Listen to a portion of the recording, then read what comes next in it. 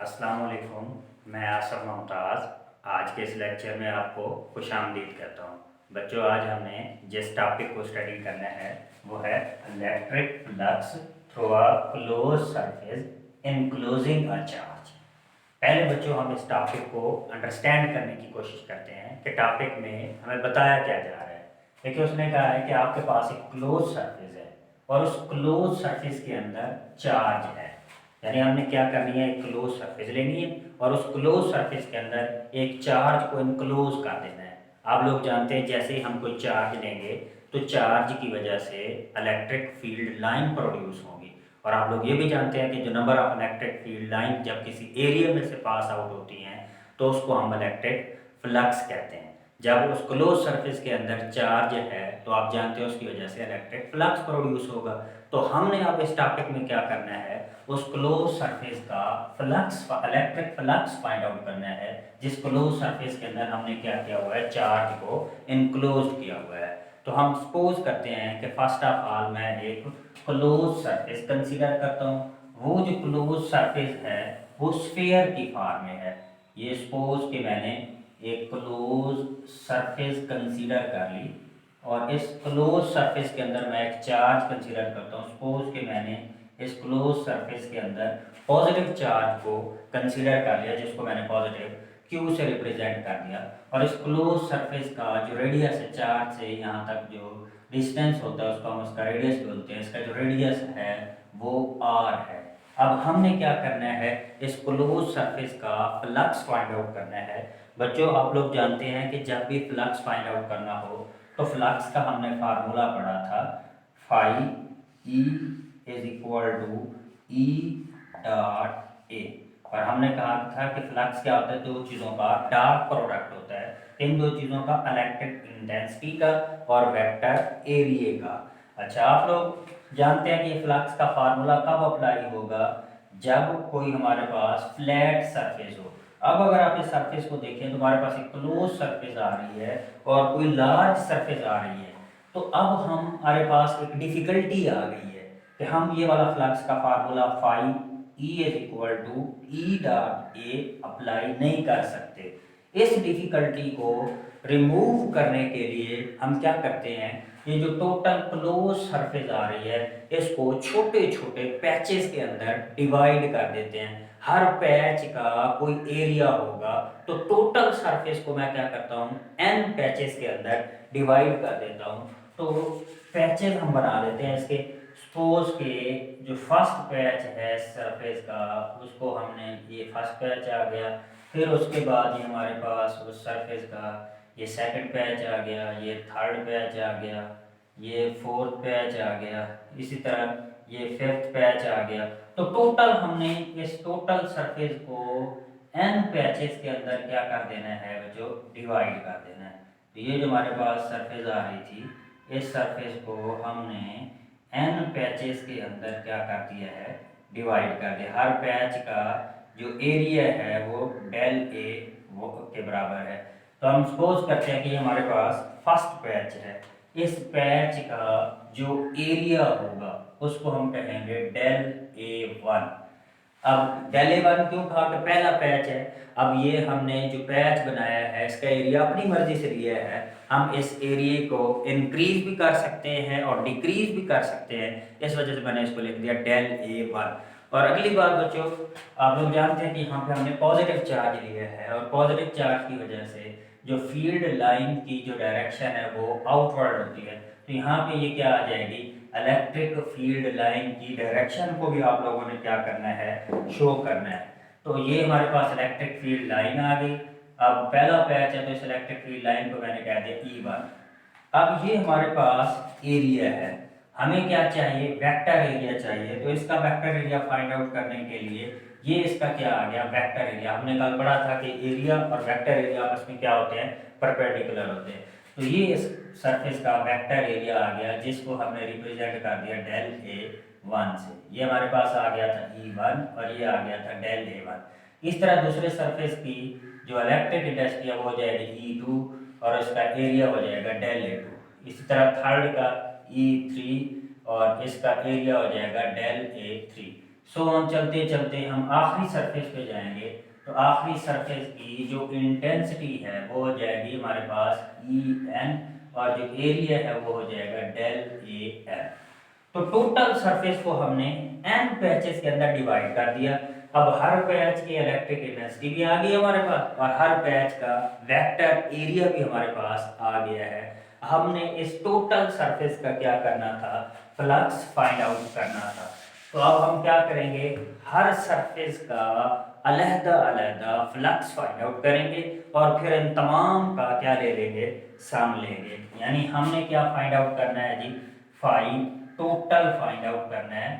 तो पहले पैच का फ्लक्स को कह देंगे फाई वन, दूसरे पैच के फ्लक्स को कह देंगे फाई टू, फिर प्लस फाई थ्री, और चलते चलते कहाँ तक जाएंगे, फाई एन तक। तो फर्स्ट ऑफ ऑल हम फ्लक्स वन को फाइंड आउट करते हैं, फाई वन। तो फार्मूला हमने जनरल फार्मूला पढ़ा था ई वन, और ये क्या आ जाएगा, डॉट डेल ए वन। अब आप देखें ई और ए यानी इलेक्ट्रिक इंटेंसिटी और वेक्टर एरिया क्या है, एक दूसरे के पैरेलल है। इलेक्ट्रिक इंटेंसिटी और वेक्टर एरिया हर पैच में एक दूसरे के पैरेलल है। जब हम डॉट को यहाँ पे खत्म करेंगे तो ये हो जाएगा ई one del A one cos theta one. और आप जानते हैं कि यहाँ पे जब हम थीटा लेंगे, ई और ए पैरेलल है तो एंगल जीरो आ जाएगा। तो यहाँ पे हमारे पास रिलेशन बन जाएगा ई one del A one cos 0 degree. और बच्चों आप लोग जानते हैं जो cos 0 डिग्री है वो 1 के इक्वल होता है। तो हमारा ये रिलेशन बन जाएगा ई one del A one into one, तो ये आ गया ई वन डेल ए वन के इक्वल आ गया। तो ये हमारे पास फ्लक्स वन आ गया, फर्स्ट पैच का हमारे पास फ्लक्स आ गया।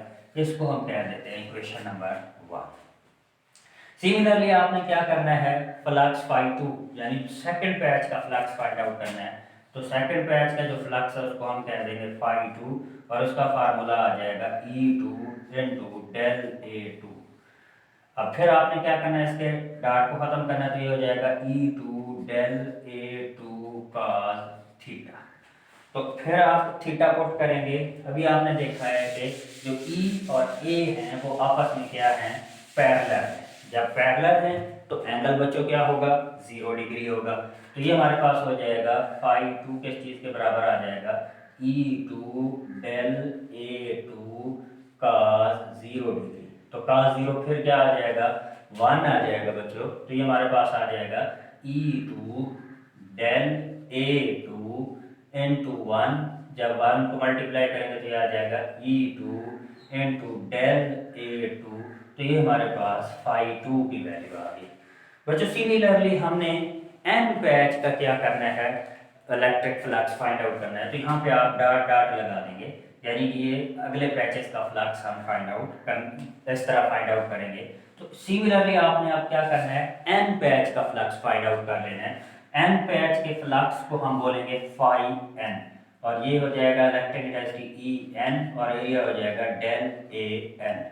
अब इसके डॉट को भी खत्म करेंगे तो ये हो जाएगा E N del A N into cos theta. अब फिर cos क्या हो जाएगा, 0 डिग्री। तो ये हो जाएगा E N del A N into cos 0 degree. तो फिर जब इसको सॉल्व करेंगे तो ये हो जाएगा E N del A N के क्या आ जाएगा, ये इक्वल आ जाएगा। इसको आप इक्वेशन 2 का नाम दे दें, और इसको आप इक्वेशन 3 का नाम दे दें। और यहाँ पे ये हमने एक रिलेशन ड्रा किया था, इसको आप इक्वेशन ए का नाम दे दें। तो ए इक्वेशन 1, इक्वेशन 2 और इक्वेशन 3 की वैल्यू आपने इस रिलेशन में क्या कर देनी है, पुट कर देनी है। तो बच्चों वैल्यूज आप पुट कर देते हैं, putting the value of equation 1, equation 2 and equation 3। Putting the value of equation 1 and equation 2 and equation 3 and equation 8। अब यहाँ पे पुट करेंगे तो हमारे पास क्या आ रहा था बच्चों, फाई टोटल, यानी total flux phi total phi one. Phi one की वैल्यू हमने फाइंड आउट की थी E one del A one, plus phi two की वैल्यू हमने फाइंड आउट की E two into del A two. तो यह आ जाएगा डेल ए टू और प्लस टू हम चलते चलते आखिर वाला क्या हो जाएगा, E N del A N. ये हमने क्या किया कि हर पैच की अलग-अलग वैल्यूज पुट कर दी, तो हमारे पास टोटल फ्लक्स आ गया। अब बच्चों हमने क्या की थी, क्लोज सरफेस ली थी। जब क्लोज सरफेस ली थी तो उस क्लोज सरफेस के अंदर हमने चार्ज को कंसीडर किया था। ये हमारी इस तरह से क्लोज सरफेस थी और इस क्लोज सरफेस के सेंटर में हमने पॉजिटिव चार्ज लिया था। अब बच्चों जब हमने सेंटर में चार्ज लिया है तो हर पैच का जो फासला है इस चार्ज से वो इक्वल होगा।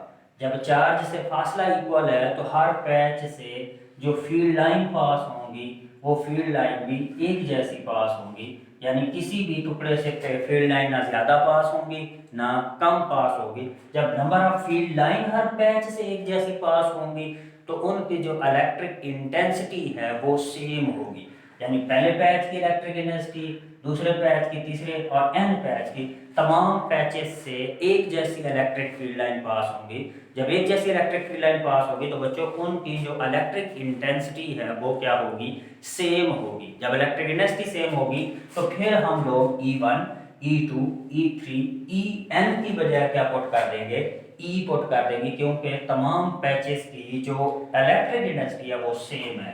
तो फिर हम कह सकते हैं कि जो E1 है वो इक्वल है E2 के और इक्वल है E3 के और ये इक्वल है En के और ये सारे किसके इक्वल है, E के इक्वल है। तो अब इस रिलेशन में हम E1, E2, E3 और En की जगह बच्चों क्या पुट करेंगे, E को पुट करेंगे। तो हमारा ये रिलेशन कुछ इस तरह से चेंज हो जाएगा। फाई टोटल, ये हमारे पास क्या आ गया जी, फाई टोटल किस चीज के बराबर आ रहा था, E1 की जगह क्या आ जाएगा E और आगे क्या आ जाएगा del A1 plus E into del A2 और प्लस चलते चलते क्या हो जाएगा E इंटू डेल AN। तो n पैचेस के अंदर हमने E1, E2, E3 की जगह जाके क्या पुट कर दिया, E पुट कर दिया।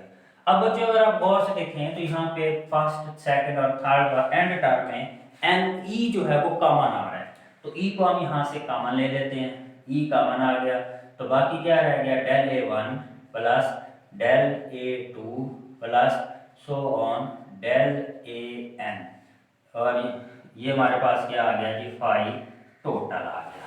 अब नेक्स्ट स्टेप में ये del A1, del A2, del A3 और डेल AN, ये क्या था, ये जो हमने क्लोज सरफेस ली थी, इस क्लोज सरफेस के हर पैच का जो एरिया था, अगर हम इनका सम ले लें तो हर पैच का जो सम है वो टोटल एरिया के, उस टोटल क्लोज सरफेस के किसके बराबर आ जाएगा, एरिया के।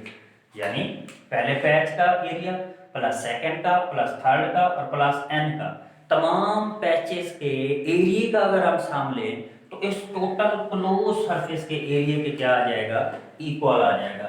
तो फिर इस रिलेशन को हम यूं लिख सकते हैं E और इसको लिखते सकते हैं total surface area of closed surface, total surface area of the closed surface. और E की वैल्यू आपने जानते हैं कि हमने पढ़ा था electric intensity due to point charge की वैल्यू हमने पीछे टॉपिक में प्रूव की थी। Electric intensity due to point charge E की वैल्यू हमने ये प्रूव की थी, E is equal to 1/4 pi epsilon not Q into R square. ये हमने लास्ट टॉपिक में इसको प्रूव किया था, electric intensity due to point charge. अब ये जो total surface area of the surface है ये किस चीज के बराबर होता है बच्चों, ये भी आपको याद रखना पड़ेगा, ये बराबर होता है 4 पाई R स्क्वायर। ये क्या चीज है, total surface area. Total surface area जो है वो किस चीज के बराबर आ रहा है, 4 पाई R स्क्वायर के। तो अब ये वैल्यूज आप इस इक्वेशन में पुट कर दें तो हमारा जो रिलेशन है वो कुछ इस तरह से आ जाएगा, फाई टोटल। तो फाई टोटल बच्चों किस चीज के बराबर आ गया, E की वैल्यू, E किस चीज के बराबर आ रहा है, 1/4 pi epsilon not into Q over R square और यहाँ पे आगे क्या आ रहा है, टोटल सरफेस एरिया वो बराबर आ रहा था 4 पाई R स्क्वायर। अब बच्चों जो चीज कैंसिल होती है उसको आप कैंसिल आउट कर दें, देखो बच्चों 4 पाई से 4 पाई कैंसिल हो गया, आर स्क्वायर से आर स्क्वायर कैंसिल हो गया। अब जो बाकी रिमेनिंग टर्म रहेगी वो ये रहेगी बच्चों phi total is equal to 1 over Q over, ये ऊपर क्यू रह गया, ओवर एप्सिलॉन नॉट। तो हमारे पास फ्लक्स क्या आ गया, phi total is equal to Q over epsilon not.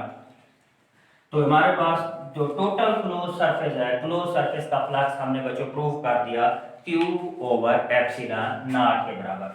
Next बच्चों अब हमने ये देखना है कि ये जो क्लोज सरफेस का जो फ्लक्स है क्या ये शेप या ज्योमेट्री पे डिपेंड करता है, यानी अगर हम शेप को चेंज कर देते हैं तो शेप को चेंज कर देने से क्या उसका फ्लक्स चेंज होगा या चेंज नहीं होगा। तो हम देख लेते हैं कि जो क्लोज सरफेस है उसका फ्लक्स किन फैक्टर्स पे डिपेंड करता है। इस पर्पज के लिए बच्चों मैं क्या करता हूं कि एक क्लोज सरफेस कंसीडर करते हैं और एक स्फीयर सरफेस कंसीडर करते हैं।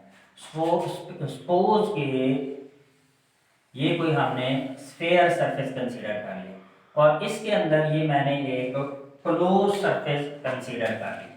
ये हमारे पास क्या आ गई जी, एक क्लोज सरफेस कंसीडर हो गई और इसके अंदर हमने एक चार्ज कंसीडर किया है। कौन सा चार्ज बच्चों कंसीडर किया, पॉजिटिव चार्ज।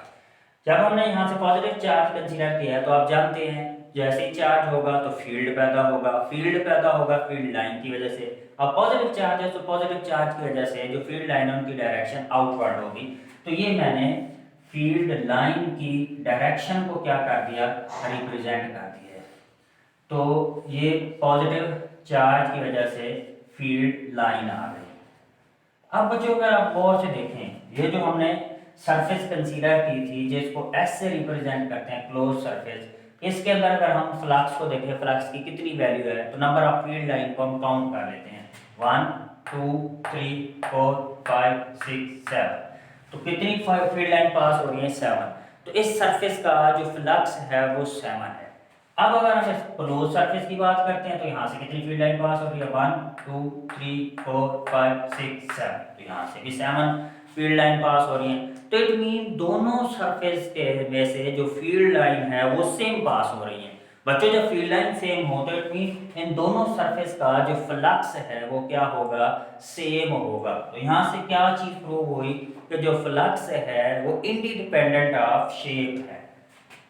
इलेक्ट्रिक फ्लक्स क्या है जी, electric flux is independent of shape and geometry. पहली बात क्या चीज प्रूव हो गई कि जो इलेक्ट्रिक फ्लक्स है वो शेप या ज्योमेट्री पे डिपेंड नहीं करता। अब दूसरी बात, जब शेप या ज्योमेट्री पे डिपेंड नहीं करता तो फिर फ्लक्स किस चीज पे डिपेंड करता है। बच्चों फ्लक्स डिपेंड करता है इन दो चार्जेस के दरमियान मीडियम के ऊपर, कि इन दो चार्जेस के दरमियान हमने मीडियम कौन सा लिया। जैसे एक ये हमारा मीडियम है, एक ये चार्जर, एक ये हमारे पास कोई सरफेस है, एक ये कोई सरफेस है। इन दो सरफेस के दरमियान हमने किस मीडियम को प्लेस किया हुआ है, आया वैक्यूम है या कोई और मीडियम प्लेस किया हुआ है। तो जैसे मीडियम चेंज होगा तो फ्लक्स की वैल्यू चेंज हो जाएगी। तो पहला जिस पे क्लोज सरफेस डिपेंड करती है उसका फ्लक्स डिपेंड करता है, वो डिपेंड करता है मीडियम के ऊपर। अगर दो क्लोज सरफेस के अंदर मीडियम चेंज होगा तो फ्लक्स की वैल्यू भी क्या हो जाएगी, चेंज हो जाएगी। और दूसरा डिपेंड करता है कि चार्ज के ऊपर, कि आपने यहाँ पे क्लोज सरफेस के अंदर चार्ज कौन सा लिया है, यानी फर्स्ट पार्ट मीडियम है और सेकंड पार्ट क्या है, चार्ज। अब चार्ज अगर आपने स्ट्रॉन्ग लिया है तो नंबर ऑफ फील्ड लाइन ज्यादा होंगी, फ्लक्स ज्यादा होगा। चार्ज अगर आप लोगों ने वीक लिया है तो नंबर ऑफ फील्ड लाइन कम होंगी और चार्ज क्या होगा, वीक होगा। तो इट मीन कि जो फ्लक्स है वो दो चीजों पर डिपेंड कर रहा है। एक, उन दो सरफेस के दरमियान आपने मीडियम कौन सा लिया हुआ है, दूसरा डिपेंड कर रहा है कि जो क्लोज सरफेस है उसके अंदर आपने कौन सा चार्ज इनक्लोज किया हुआ है। आई होप आप इस टॉपिक को अच्छी तरह अंडरस्टैंड कर गए होंगे।